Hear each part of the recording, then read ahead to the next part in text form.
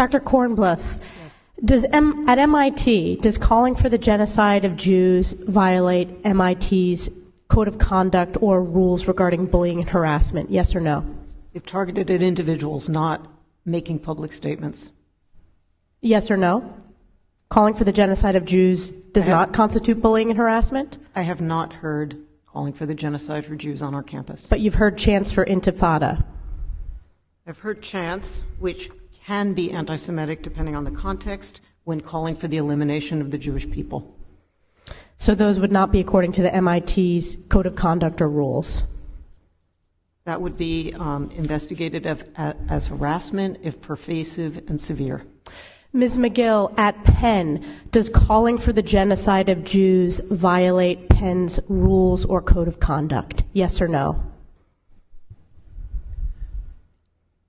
If the speech turns into conduct, it can be harassment, yes. I am asking specifically calling for the genocide of Jews.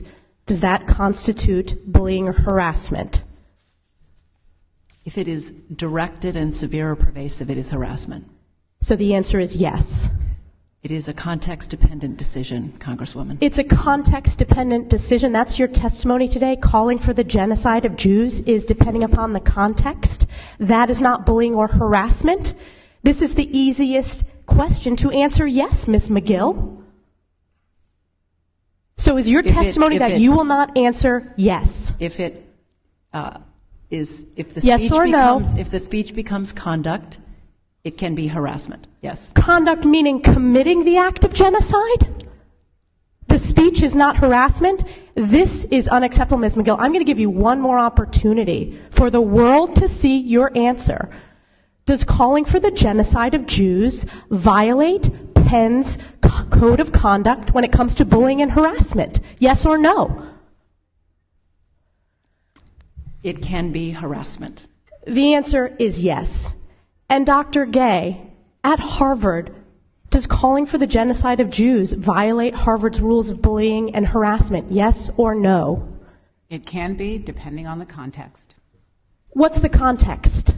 Targeted as an individual, at an individual. It's targeted at Jewish students, Jewish individuals. Do you understand your testimony is dehumanizing them? Do you understand that dehumanization is part of anti-Semitism? I will ask you one more time. Does calling for the genocide of Jews violate Harvard's rules of bullying and harassment? Yes or no? Anti-Semitic rhetoric. And is it anti-Semitic rhetoric?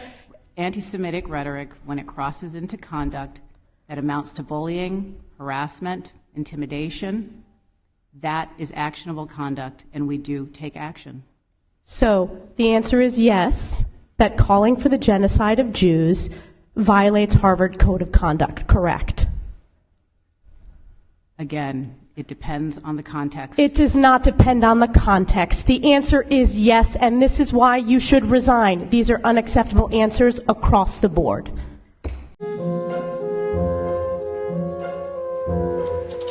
Honorable members of the faculty, we summon you here today to address the issue of anti-mudbloodism in Hogwarts. You guys are all professors, which means you're smart, so this shouldn't take long. Let's start with you, Professor McGonagall. Does advocating for the genocide of mudbloods violate the code of conduct on bullying and harassment in Gryffindor? It's a context-dependent decision, Professor Dumbledore. Excuse me? How is calling for the genocide of mudbloods not a violation of the rules? It's a context-dependent decision.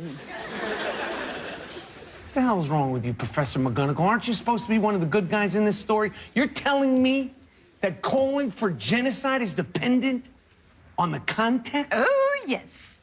Context. It's a new spell that makes everything that's wrong right. Context. What a frickin' witch. Okay, moving on to you, Professor Sprout. Does advocating for the genocide of mudbloods violate the Hufflepuff Code on harassment? Answer me yes or no. It's a yes or no question. So answer me yes or no. Yes or no. Wait a minute. Are you okay? Did you become mental? Are you mentally capable? How is that not harassment? Well, if speech turns into conduct, it can be harassment, yes. Okay, look, this is a very easy question. Okay, this is not the rules of Quidditch here. You're telling me that calling for the genocide of mudbloods is not bullying or harassment? That's what you're telling me? Well, it's just words, not even the N-word. When they start killing mudbloods, then yes, that would be harassment. And if they kill all of them, it's classified as bullying and we might take action, depending on the context. Merlin's fucking beard. Okay, Mr. Snape, I think I can already guess your opinion on the matter. Well, I'm the more complex character here. On the one hand, as a Slytherin professor, I do have some feelings against them. But on the other hand, as a half-blood myself, I think calling for the genocide is perfectly all right. You know what you are?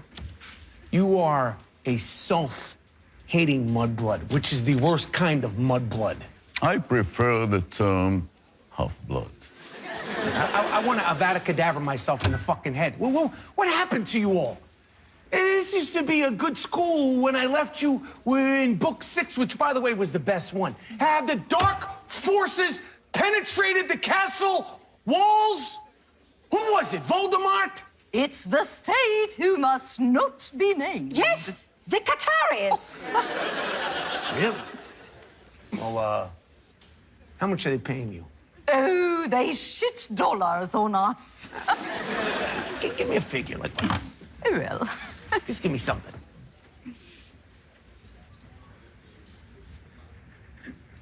Wow. Mm-hmm. Oh, why didn't you just say that from the start? I mean, for that kind of money, I'd say fuck all the mudbloods myself, and the Jews, too. And if you didn't get the metaphor, that's because you're as stupid as a Harvard graduate. This hearing is adjourned. Let's go get some shish kebab. oh, I love shish kebab. It's hummus. Let's get a hummus. Yeah. And falafel.